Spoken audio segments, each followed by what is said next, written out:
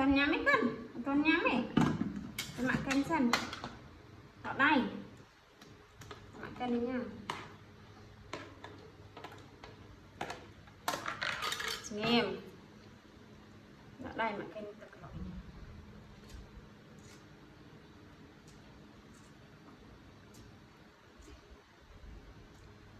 Này. Toàn rồi.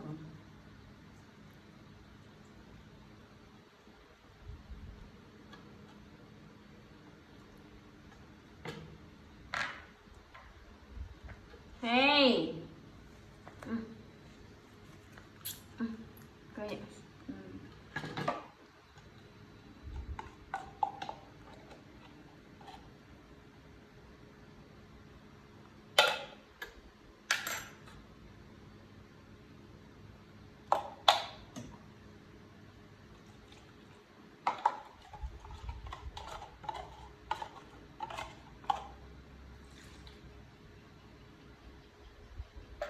Si khâu chẳng bác khâu chẳng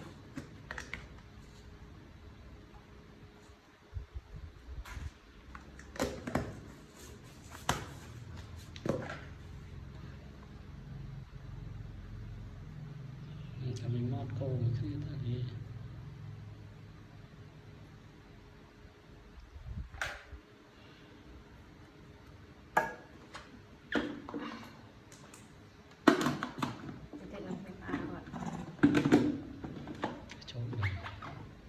chỗ đồng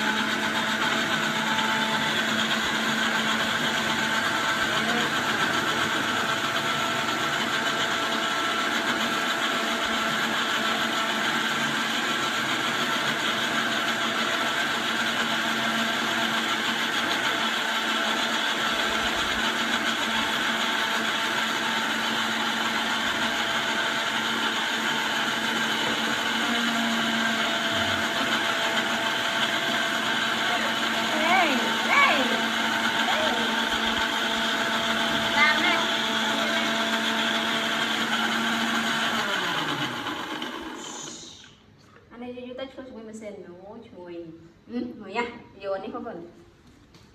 chạy khi vô anh đám khi nè chạy khi vô còn nghe mà độ xem mà độ sần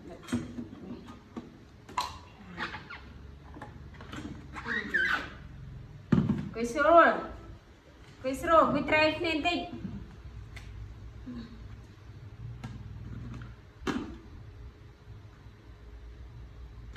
này xem bao nhiêu đã máu tiền à nó xem á anh lông gậy này xem có pha bạc con không mai con ngủ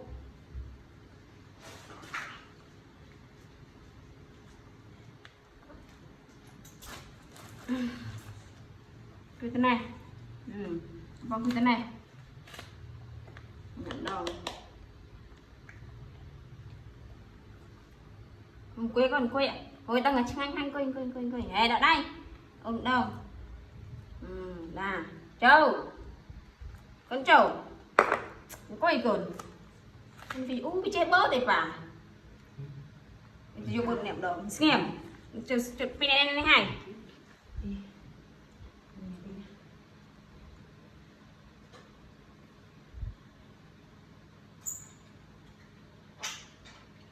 bên nệm đồ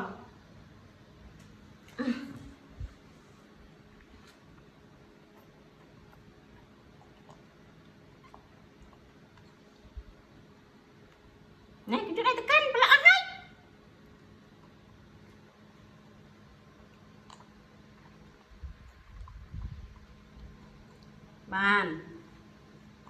bàn con bàn là vậy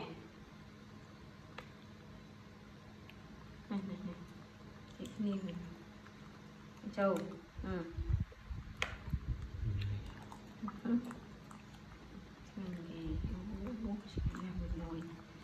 con chưa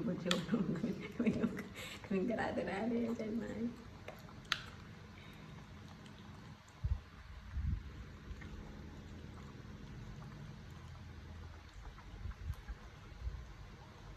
mà cũng tiếc rồi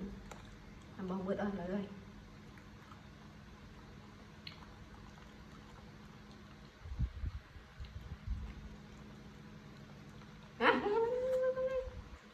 bị làm đâu này không chuyện này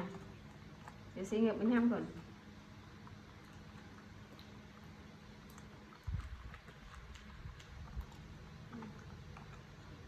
mà mình cần phải thử ở dùng đó mới sốt vô rồi lặng ta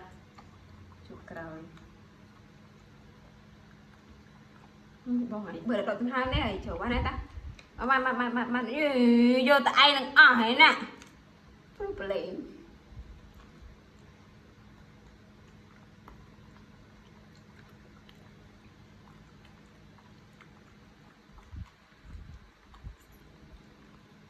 chỗ này xin nó còn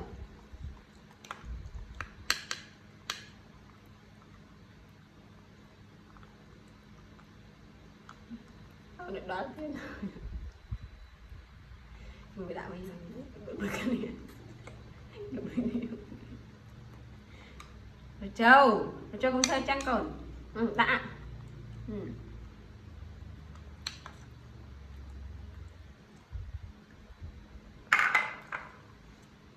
quỳ cho săn chút quỳ cho săn chút mượn săn ca đây ôi trái bạn ê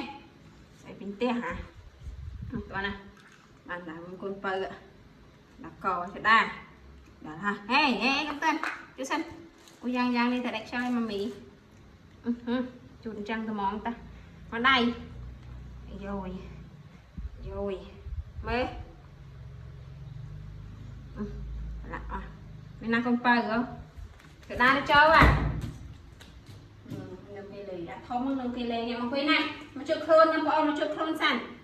gây sang cởi chụp khôn sẵn nhưng mà ăn sẵn mặc chậm vài chất nó mến nhưng đây mà mình cần tập phải chơi nhỉ bao nhiêu xì mến cháu nghe mắt cháu đam à bỏ vào lại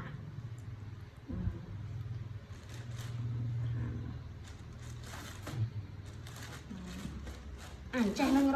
rô nực nè chốc xẹ tao xanh được đi nhận tích tiết đây này bàn ta ai đây ô nè ai đây